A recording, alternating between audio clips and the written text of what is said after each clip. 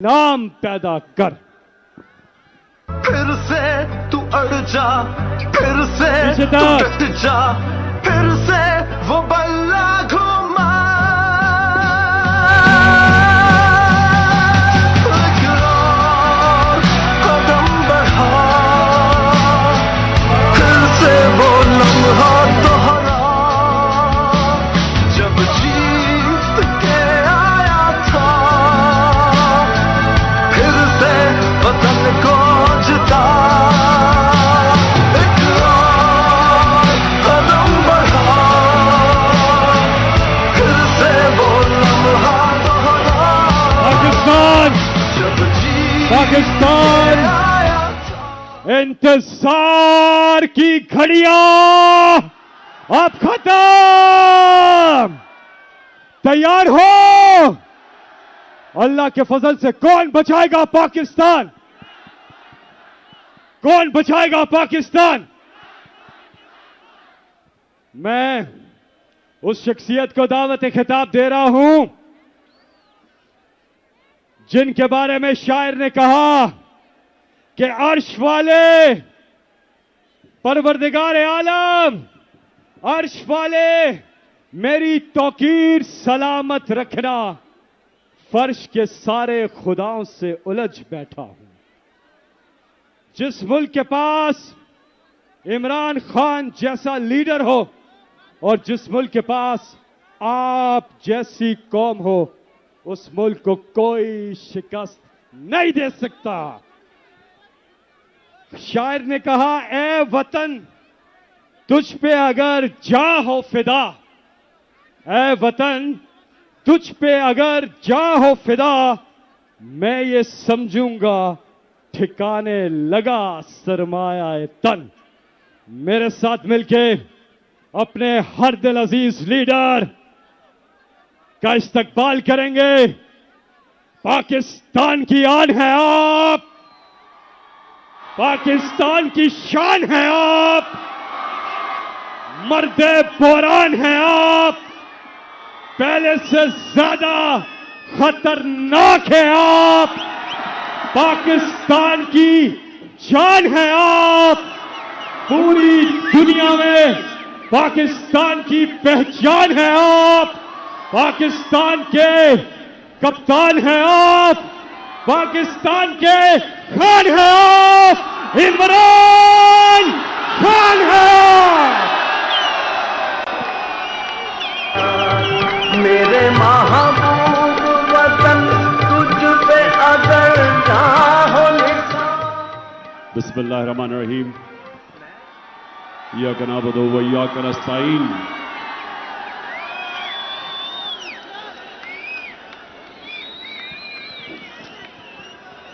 मेरे पाकिस्तानियों,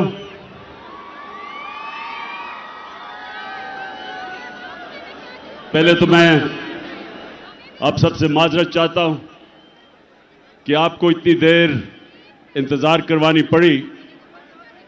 उसकी वजह थी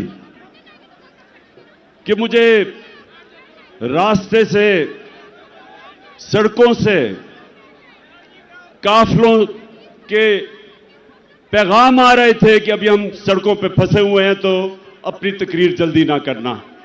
तो मैं आपसे इसलिए ختام هوس مع تخفيضات نمشي فرايداي. मैं माजरत चाहता हूं कि हमें आपको इंतजार करवानी पड़ी। अच्छा, अब मेरे पाकिस्तानियों, मैं जब लाहौर से निकल रहा था तो मुझे दो चीजें सबने कही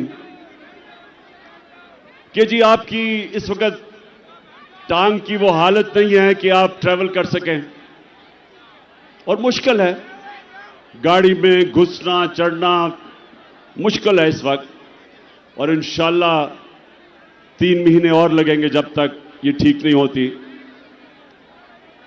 लेकिन दूसरी चीज भी कहते रहे, और उससे भी ज्यादा लोग, कि आपकी जान को खतरा है। और वो लोग, वो 3 लोग, वो 3 मुजरिम जिन्होंने मुझे ये पूरी साजिश करके कत्ल करने की कोशिश की, वो अभी भी बड़े बड़े ओहदों पे बैठे हुए हैं। तो मुझे कहा गया कि वो फिर से वारदात करेंगे, तो आपको घर से नहीं निकलना चाहिए। पहली चीज कि इसमें कोई शक नहीं कि इस टांग के साथ सफर करना बड़ा मुश्किल था, लेकिन मैं इस दूसरी चीज पे खास तौर पे आज अपने नौजवानों को यह बताना चाहता हूं। देखें, मैंने मौत अब बड़े करीब से देखी। जब मेरी टांग पे गोलियां लगी और मैं गिर रहा था, तो जैसे ही गिर रहा था मेरे इधर से गोलियां निकली ऊपर, सर के ऊपर से। अगर गिरता ना तो वो लग जाती। लेकिन मैं जो अपनी कौम को, अपने नौजवानों को आज पैगाम देना चाहता हूं, देखें, अपने ईमान को मजबूत करें। ला इलाहा इल्लल्लाह का मतलब समझें।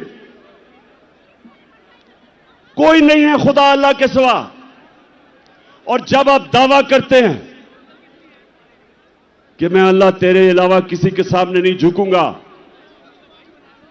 तो आप जो अल्लाह ने आपको मेरे नबी सल्लल्लाहु अलैहि वसल्लम के जरिए अपना पैगाम भेजा कुरान में, तो उसमें वाज़े उसने लिखा हुआ है कि जब तक अल्लाह की मर्जी नहीं होगी तुम इस जमीन से नहीं जाओगे,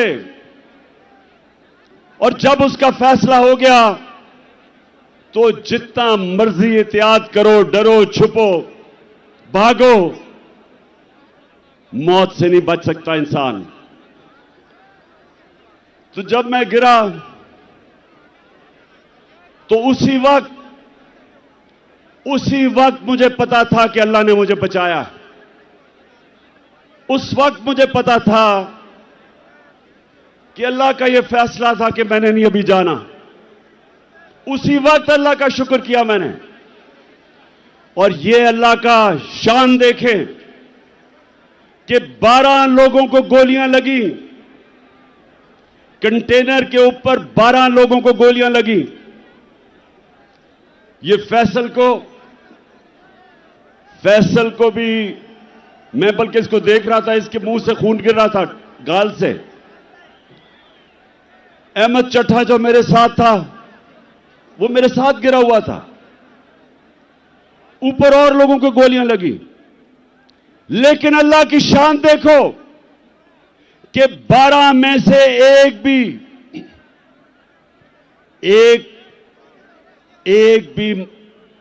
अल्लाह को प्यारा नहीं हुआ। सब बच गए। एक गार्ड को 6 गोलियां लगी। सब गोलियां ऐसी थी कि वो बच गया। मेरा जो गार्ड जाहिद था, हमारा इमरान इस्माइल जो सिंध के गवर्नर थे, 4 गोलियां उसके कपड़ों में से निकली, बच गया। तो मैं आज सारी कौम को, मैं सिर्फ आपको एक बताना चाहता हूं कि अगर आपने जिंदगी सही माने में जिंदगी गुजारनी है, तो ये जो मौत का खौफ है, इससे अपने आप को आजाद करें। ये जो खौफ जो इंसान के ऊपर तारी होता है, बड़े इंसान को एक छोटा सा इंसान बना देता है। खौफ एक कौम को गुलाम बना देती है। ये जो मरने का डर है, मुसलमानों की तारीख में जो सबसे बड़ा सानिया हुआ, हजरत इमाम हुसैन का करबला में, तो कूफा के लोगों को पता था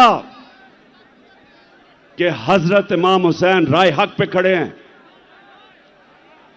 लेकिन यजीद का खौफ था, उसके जुल्म का खौफ था, नहीं मदद करने के लिए आए। और मुसलमानों की तारीख का सबसे बड़ा ट्रेजेडी सानिया हुआ। और ये जो खौफ है, ये इंसानों को गुलाम बनाता है। जिल्लत का खौफ कि जी मुझे जलील कर देंगे। मुझे पिछले 7 महीने में, बल्कि मेरे 26 साल की सियासत में कितनी इन्होंने कोशिश की मुझे जलील करने की, हर किस्म की किरदार कुशी की। कोई मौका नहीं छोड़ा कि किसी तरह इमरान खान को हम जलील करें, क्योंकि यह हमें चोर कहता है। और आज आप सब सामने, मेरे सामने इस तादाद में पब्लिक, कितने वजीर आजम आए और गए, किसके लिए कौम निकली ऐसे जो आज आप मेरे लिए निकले हैं? इससे क्या साबित होता है कि इज्जत अल्लाह के हाथ में है, कोई आपको जलील नहीं कर सकता। और खास तौर पे तीसरी चीज जो रिस्क, कितने ताकत में बैठे हुए लोग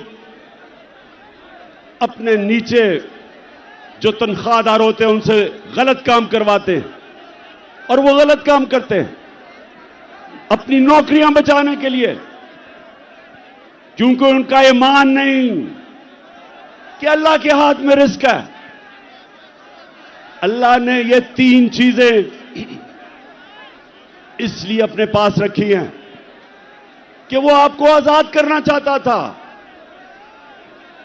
जो ला इलाहा इल्लल्लाह है, जब तक आपके दिल में इसका मतलब नहीं आएगा, ये आपको आजाद नहीं करेगा। और सिर्फ आजाद इंसान बड़े काम करते हैं, आजाद मुल्क ऊपर परवाज करते हैं, गुलाम सिर्फ अच्छी गुलामी करते हैं, गुलाम की परवाज नहीं होती, सिर्फ आजाद इंसानों की परवाज होती है। मैं इसलिए आया, मुझे मौत की तो फिक्र नहीं थी, फिक्र ये थी जो मेरी टांग का मसला है, इसने मुझे मुश्किलें डाली चढ़ने में उतरने में। लेकिन मैं आया इसलिए कि मेरे पाकिस्तानियों, आप आज एक डिफाइनिंग मोमेंट पे खड़े हो, आज आप क्रॉस रोड्स पे खड़े हो, फैसला कुन वक्त पे खड़े हो। आज आपके सामने 2 रास्ते हैं। आज मेरी कौम, आपके सामने 2 रास्ते हैं। जब नमाज में अल्लाह से हम कहते हैं कि अल्लाह, एक ही चीज मांगते हैं अल्लाह से 5 वक्त की नमाज में कि अल्लाह उनके रास्ते पे लगा जिनको तूने नेमतें बख्शी, उनके रास्ते पे ना लगा जो तबाही के रास्ते पे निकल गए। पाकिस्तानियों, आप भी उधर खड़े हैं। एक तरफ नेमतों का रास्ता है, आपकी अजमत का रास्ता है, दूसरी तरफ आपकी तबाही का रास्ता है, गुलामी का रास्ता है, जिल्लत का रास्ता है। मौलाना रूमी, उसने बड़ी एक ऐसी बात की जो मुझे कभी नहीं भूली। उसने कहा कि जब अल्लाह ने तुम्हें पर दिए उड़ने के लिए, क्यों चूंटियों की तरह जमीन पर रेंग रहे हो? पाकिस्तानियों, अल्लाह ने हमें पर दिए हैं। हमारा मुस्तकबिल यह नहीं है कि हम चूंटियों की तरह रेंगे। जो ऊपर आए फैसला करे कि जी आज तो ये चोर हैं, उनके ऊपर एक्शन ले, गवर्नमेंट करा दे। अगले दिन फिर बंद कमरों में फैसला हो कि नहीं जी मैं अब एनआरओ दे दिया इनको, ये मैं गंगा में नहा के पाक हो गए हैं, और फिर उनको निकाले कि जी चोर हैं, और फिर उनको एनआरओ दे दे। और कौम अगर इस चीज को, अगर हम इन चीजों को, इस जुल्म को, इस नाइंसाफी को अगर कौम तस्लीम करती है, तो वो कौम के अंदर और भेड़ बकरियों में, गाय भैंसों में कोई फर्क नहीं है। इंसान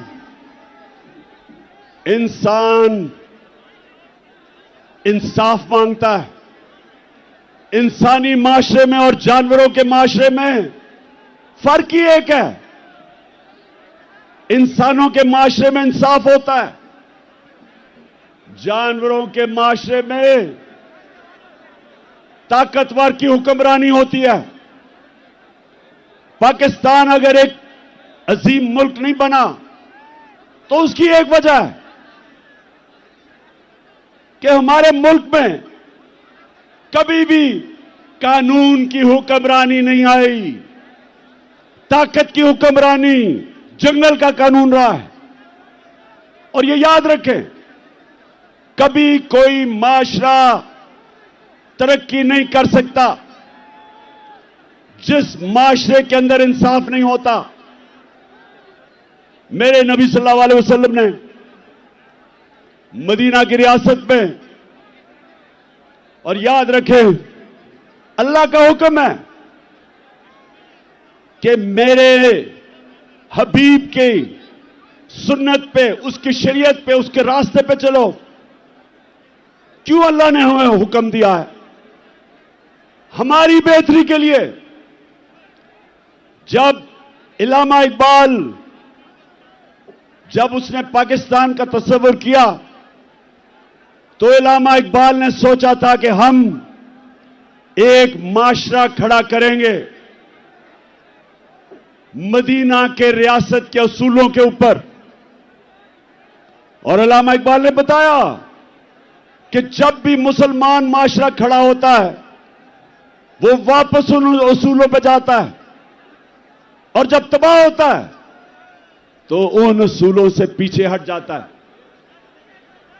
तो पाकिस्तानियों